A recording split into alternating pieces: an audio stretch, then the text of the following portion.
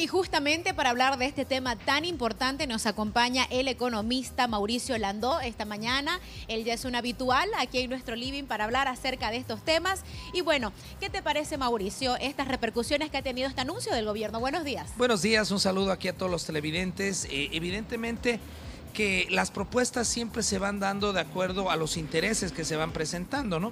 En este caso, y como aquí siempre lo hemos venido diciendo hace ya bastante tiempo, un incremento salarial no es malo ni para un lado ni para el otro y no puede ser totalmente bueno ni para un lado ni para el otro. Okay. Lo que hay que analizar es cuánto y cómo, ¿no? Ese es el punto fundamental. Es bueno mostrar que una economía está creciendo y entonces su representatividad es un incremento salarial. Claro. Pero este incremento salarial tiene que tener una lógica.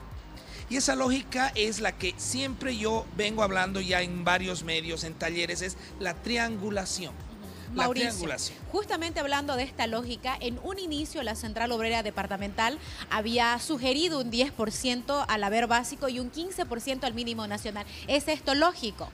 Justamente, hablando de esa triangulación, vemos que el incremento salarial tiene que tener directa relación, en primer lugar, con el crecimiento de la economía, o sea, el crecimiento del Producto Interno Bruto como primer factor. Y una relación también directa con el proceso inflacionario que ha tenido la sociedad el año pasado. Ambas variables, crecimiento de la economía, ¿cuánto fue? 3.9%, por eso no se pagó doble aguinaldo, fue menor a lo esperado, ¿no? Para la gestión 2017. Y la inflación, los datos oficiales dan entre el 4 y 4.5%. Este año se está esperando cifras similares. Entonces, la relación de un incremento del 10% al haber básico y 15% al salario mínimo no guarda ninguna lógica económica. A eso me voy.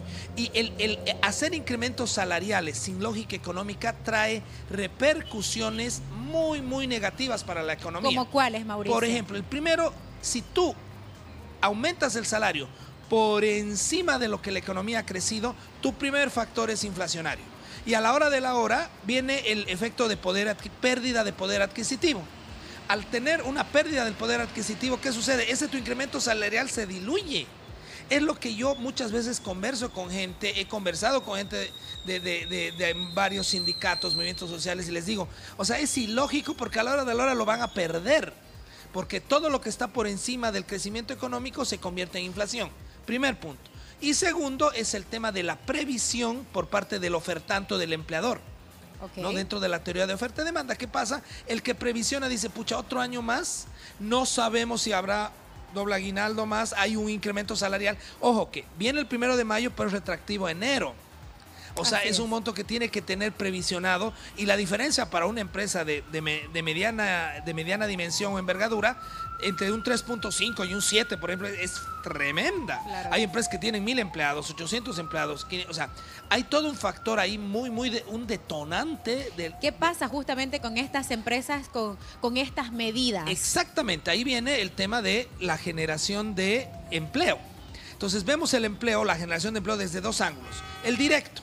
Bueno, yo ya no puedo, a esta carga salarial laboral, no puedo tener 100 empleados, reduciré a 70. ¿Qué pasa con los 30? Tengo que desvincularlos, dejarlos ir. Primer efecto, y que ya lo hemos medido y mucha gente lo comenta y lo sabemos.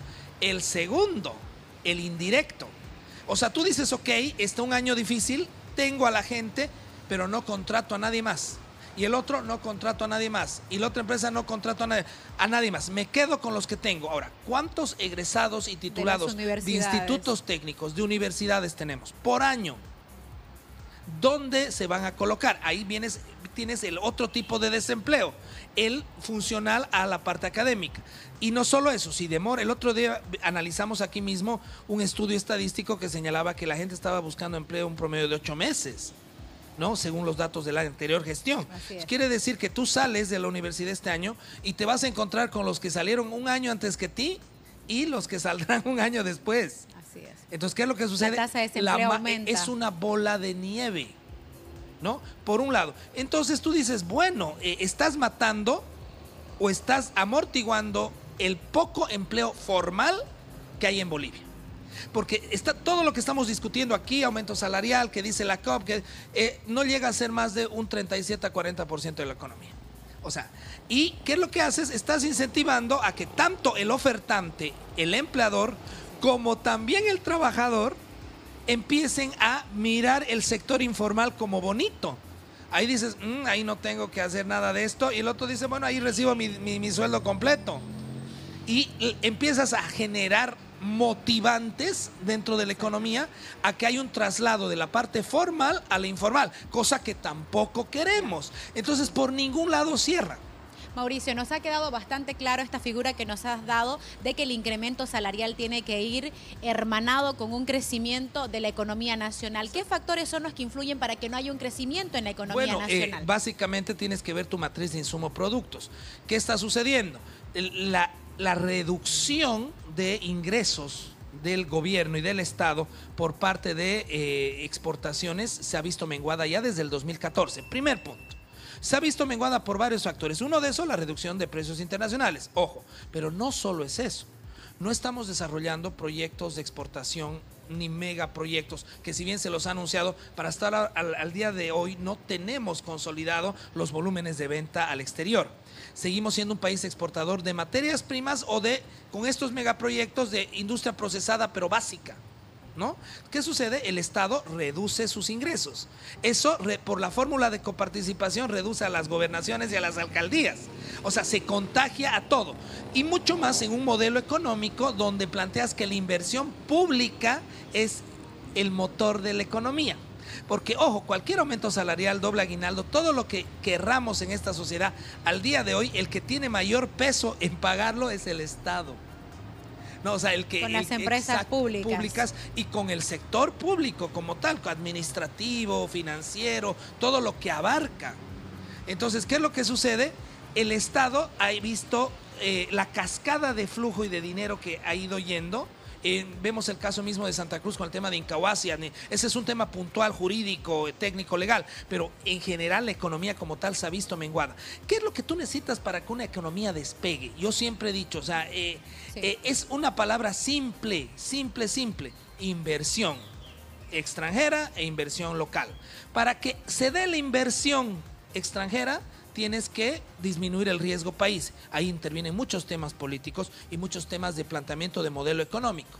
¿De qué manera afecta esta inversión extranjera? Exactamente, porque esa inversión extranjera y la inversión extranjera es ideal, porque viene, pensemos bien en eso, genera empleo, pero no ha quemado energía en el país, no ha gastado recursos, no ha depredado. O sea, para hacer ese capital que viene al país, ha venido prácticamente ya sin ningún tipo de desgaste dentro de nuestro territorio.